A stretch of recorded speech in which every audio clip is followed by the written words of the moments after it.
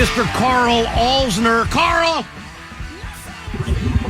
Elliot, what is going on? Your hold music is dynamite, by the way. Well, thank you. Thank you. That was picked out specifically for you. Hey, Karl, let me ask you this. Did you watch any hockey yesterday? I didn't watch any hockey yesterday. I know. I haven't been good. I gotta start paying attention to what's going on. Fill me in. No, it was just, I know that we had the global series, but it was so good to have like regular, meaningful. Listen, I don't know as a player if you liked or disliked the preseason, but just to drop the puck on the season, it was so good yesterday. It was so good. And I thought the triple header lined up pretty nice. Although, is there some kind of crazy history between Seattle and St. Louis that I don't know about as to why they were the first game to go? You know what? I don't always understand how that works. I know they tend to try and find players that are from a certain area when they go and play in the global series and things like that, or maybe, I don't know, maybe they got some algorithm they're seeing on social media where they have a lot of followers in an area. I'm not always 100% sure, but I do like when we try and find ways to drum up some more audience and some more fans of the game. So right. Whatever they're doing, just keep on doing it, right? And then, the primetime game last night was, the Florida Panthers against the Boston Bruins. Obviously, those two slugged it out last year. That was a good game. You even got some scraps in that. And then the late game was Utah making their franchise debut at home. And so, of course, they're going to throw somebody big at them. So they threw Connor Bedard and the Blackhawks at him. But it was great. It was just so good to have hockey back on TV yesterday, Karl. I love this time of year. I'm the same. Like, even as soon as all the exhibitions started, I get back on all my sports apps, and I'm paying attention to not only who's looking good in preseason, but who's dropping the mitts, and even the games in preseason are really hard to judge. Right. It's still kind of neat to see which teams are going out there and putting up some wins. Right. I mean, it is a full reset after, but I remember the one year we had in Montreal, we went, I think it was 1-6-1 in the preseason, and sure enough, we started terribly, right? So you can get a little bit of a gauge on what's going on, but yeah, it's just nice to be able to go and see some guys skating around the ice again. Okay, so then let me ask you this, Karl. The Caps went 3-3 in the preseason. They made a lot of moves during the offseason, which, by the way, and I know McClellan was still the GM at that point. I love the moves that the Caps made, and we'll dig into those in a little bit. But if they come off the preseason at 3-3, I feel like my expectation is higher than a 500 season for the Caps this year. Yeah, I think you're right. I mean, it is for me at least, and I believe it is for the players in the dressing room as well. Like there's been a lot of talent acquisition here. A 3-3 preseason, that there's a lot to be said for having, whatever it is, it's like 5 or 6 new mainstay players coming in, trying to gel with everybody, learn the system. Just a lot of question marks. So it takes some time, but yeah, I don't know. I think everybody's expectations in DC now are much higher than they were, let's say, 15, 20 years ago. It's definitely above 500, and it's to be a playoff contender every single year now. And they've definitely put in the off-season work in the boardroom. So now it's time for the on ice work to show forward. Hey, Karl, let me ask you this: as a defenseman. The two big defensemen we brought in, one, Jacob Chychrun, who, again, before Chychrun even went to Ottawa, when we knew that he was leaving Arizona, I was like, oh, my God, please go get Jacob Chychrun. Please go get Jacob Chychrun.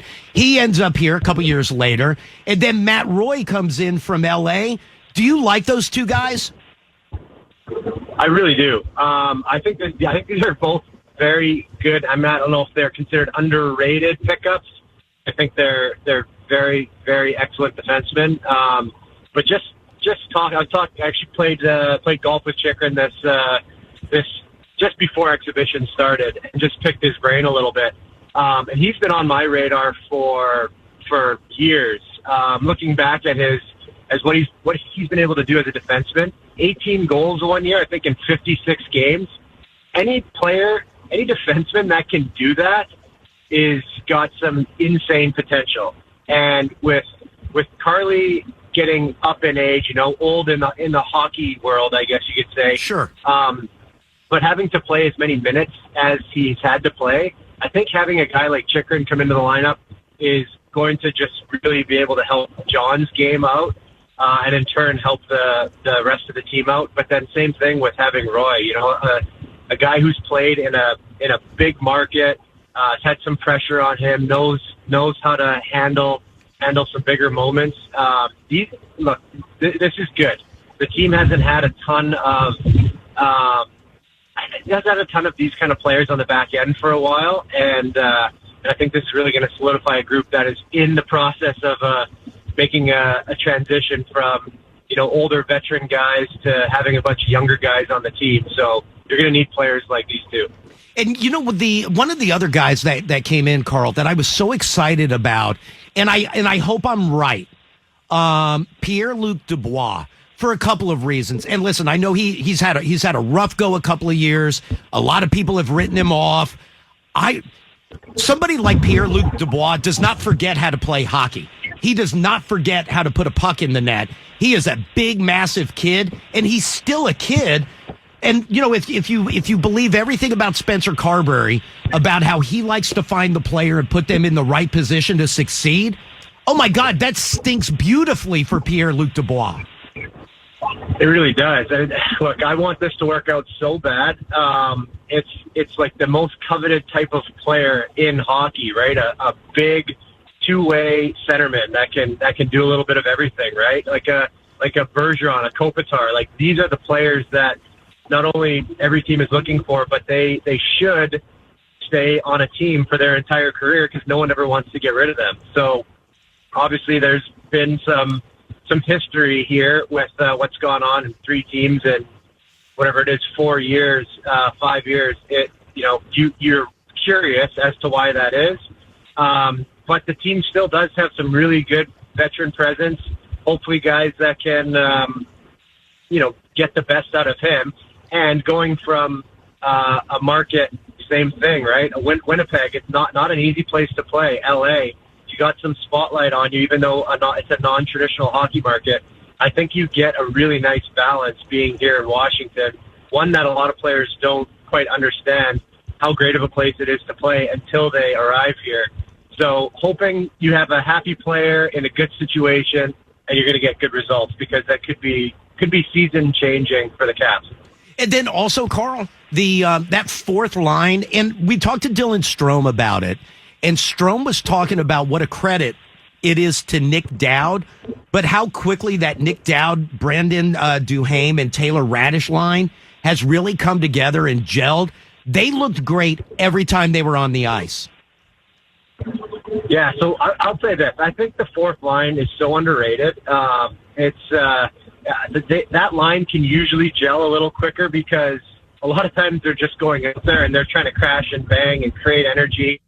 Not so much of a tic-tac-toe, find each other, understand where you're going to be on the ice, maybe like a first and second line would have to do. The third and fourth lines a lot of times can just go out there and they create energy and they create a bond through frustrating other teams, right? And it oftentimes a lot easier, but the fourth line can really change a team as well. Like, I always go back to think of the Islanders.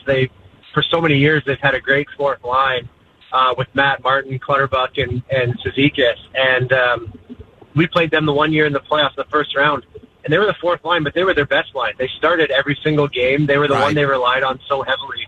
And if you can get contributions from that line as well, I mean, that's a bonus. That's like having a bench player on your fantasy football team that all of a sudden goes in because of a bye week and puts up 20 points.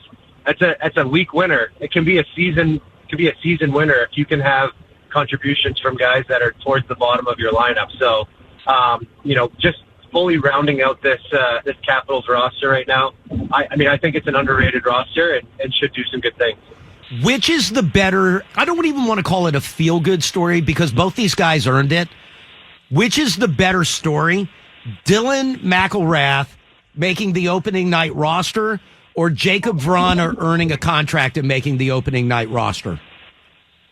Oh, man, that is a very, very hard question.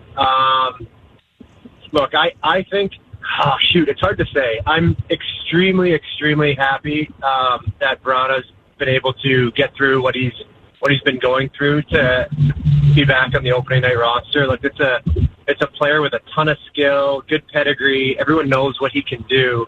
And to go through stuff outside of the rink is extremely, extremely hard. You know, I've played with some guys who have had similar issues. So the fact that he's been able to right the ship and get back in there, and you know that he's going to want to prove people wrong and prove himself right. So I'm very, very happy about that for him. But, you know, also as a defenseman and a guy who plays a gritty game, to be able to make an opening night roster with that style of play is also super exciting for me. So I don't know. I probably would lean Vrana, but from a fellow defenseman, you got to cheer for that guy too. Sure. Hey, real quick, then I got to get into a couple of other things. When you think back of Vrana's time with the Caps, what one moment stands out more than any other? Oh man, I would say it's got to be the Cup run. Just how he was playing. You know, it's one of those. I guess you could call him a role player, an offensive role player that is contributing. And you know, I'll say this: when you're looking at an opponent's lineup, their roster on the board before the game starts, obviously you look at the top line, and those are the ones that you're kind of worried about. Maybe the top D pairing. But then as you go down and all of a sudden you see a guy who is younger and maybe not expected to be as dangerous, and then you see Vrana go out there and be dangerous, he makes that second pair defense pairing, the third pair, you know, shake a little bit. And that's what you're looking for. So I think that the fact that he was able to be as strong as he was in that playoff run, that to me stands out. Oh, what stands out to me was him flossing on stage during the parade. Yeah, you love to see a little personality, right? We hockey players don't have a ton of personality, so it's nice if you can do that. All right, so before we get to Saturday and we drop the puck, a couple of things. Things really start kind of cranking up tomorrow. Tomorrow is the Caps 50 Fest. I know you'll be a part of that as part of the... you know what? I feel like everything's going on. It was a great idea by the Caps. I mean, yes, you have a Third Eye Blind concert, which is great. But all the current team will be there. The amount of veterans and alumni that are coming in for it, that's really going to be a special night. Honestly, it's wild. When I saw the number that we were going to have about 70 alumni coming in, I couldn't believe it. I don't know what they did, how they were able to. Maybe it's Third Eye Blind. I'm not sure how they were able to get as many people, on board for this. But This is what we've been wanting to do with the Caps. You know, we're starting to get a really good history here. You know, a team wins the Stanley Cup. That's not only great for the organization, but great for the fan base. So I think you're starting to see players that are, you know, reflecting on the fond memories that they've had here, and then to want to bring them out to all get together, put an alumni game on, which is super exciting. You get to see which players they've kept in shape and which ones haven't. So I'm excited about that. And then to get the buy-in from the current team, this is something that's so important, I think, because I've talked to a few guys about it. And once you're out of the game, you're out of the game, right? And it's hard to get back into it. The current players think that sometimes you can just walk into the room and do what you want, but it's not necessarily the case. So to be able to blend the current team with the alumni, I think is important to not only hopefully convince some players to want to stay here when they're done, and if not stay here, at least be more involved. So good on the Caps.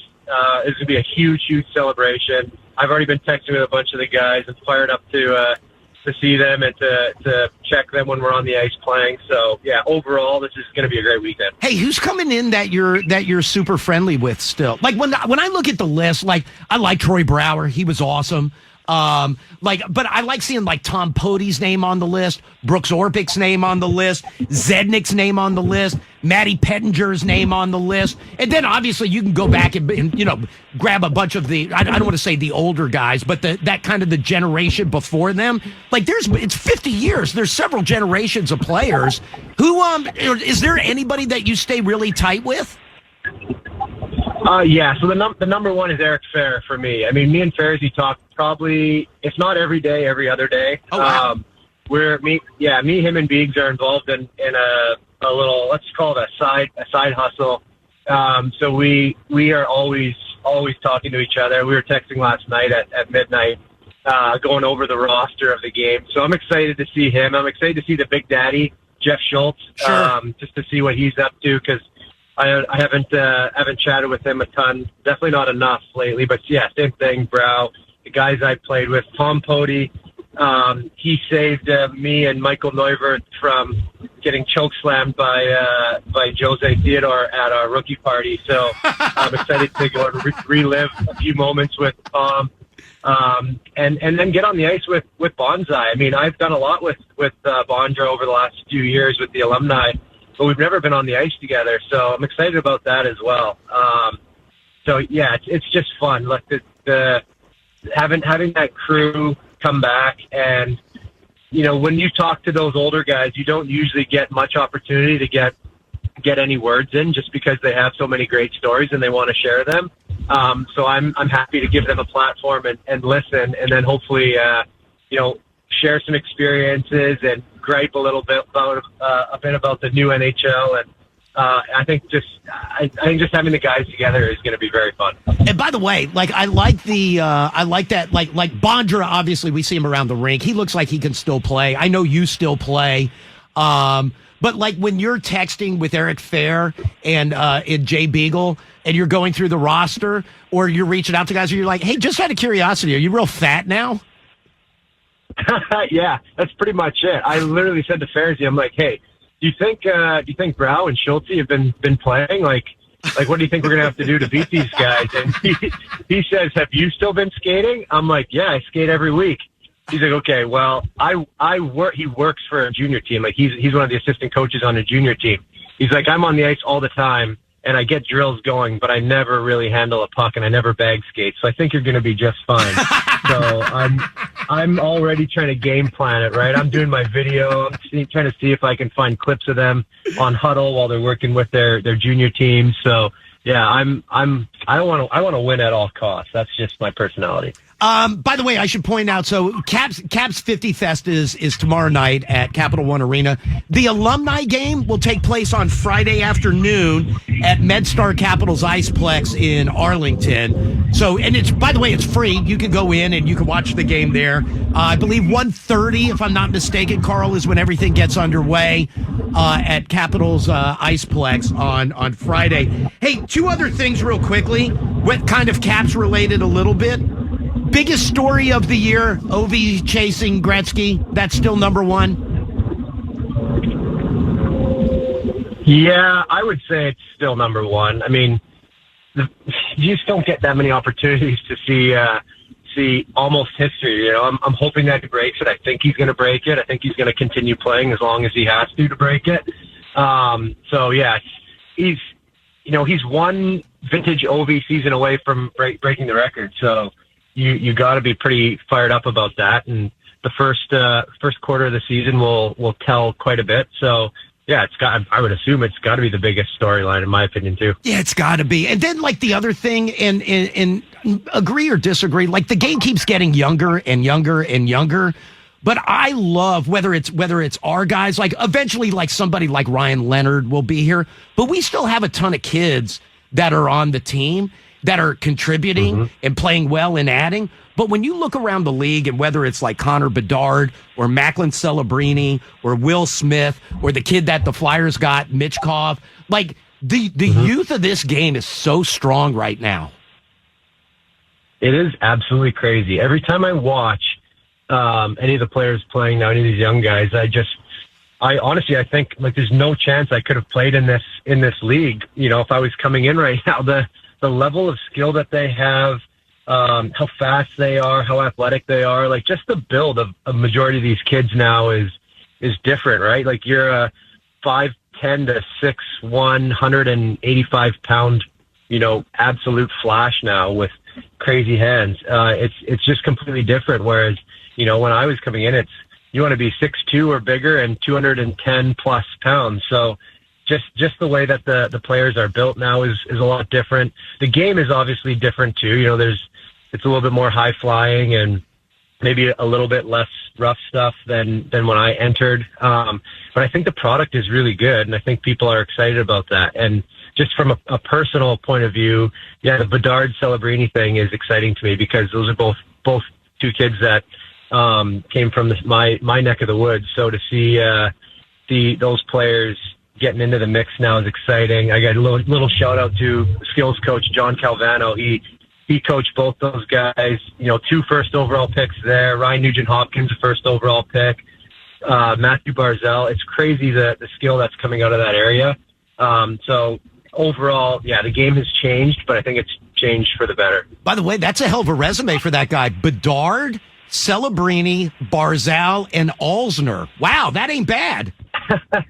That ain't bad, yeah. He taught me different than he taught those guys. Hey, and then Karl, last thing, and then I know I got to let you jump. This is a couple weeks down the road, but obviously you and Mandy have your Alzner Foundation.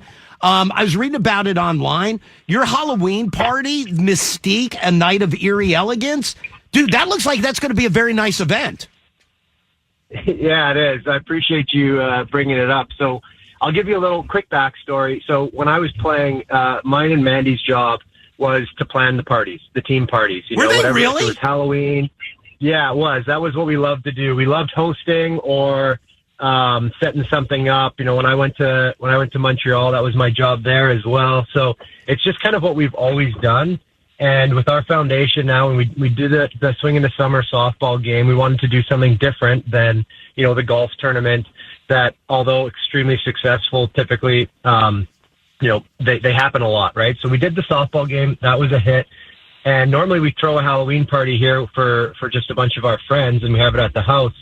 And so Mandy thought of maybe instead of doing a gala, let's maybe do our own little cocktail party, Halloween party. So we started putting that together. Capital One, they were super helpful with Swing in the Summer, and they're doing the same thing for us now. So it's going to be at Capital One Hall. They got this little spooky section called the Vault. So we're going to deck that thing out. It's going to be phenomenal. 200 to 225 people is what we can hold. So we're about halfway there right now. Everything going to benefit youth sports and enrichment in the area. So it's going to be fun. We got some former players that are going to be there again. We got a lot of pretty important local BC folks that are going to come out as well. So everyone's been panicking, like, what do we wear to this night of eeriness that's happening? I'm like, honestly, whatever you want. I mean, if you want to put some time and effort in and get a really great costume, then please do that. Otherwise, throw on a suit and a masquerade mask. We really don't care. We just want people to be there. So we're excited about it. October 26th, going to be a blast. So yeah, I'm hoping we can fill this place out. Right. October 26th, Capital One Hall at the Vault, alznerfoundation.org for more information and to get your tickets. And by the way, how about learning Karl Alzner is the party planner for the team? That's awesome. Yeah, let me know. Anyone out there needs a party planned, I can. Mandy will do it. She's better than I am. All right, dude. Caps 50 Fest tomorrow night. The alumni game on Friday. The season gets underway on Saturday. Mystique, October 26th. Karl, always good to talk to you. I'll see you around the rink this weekend.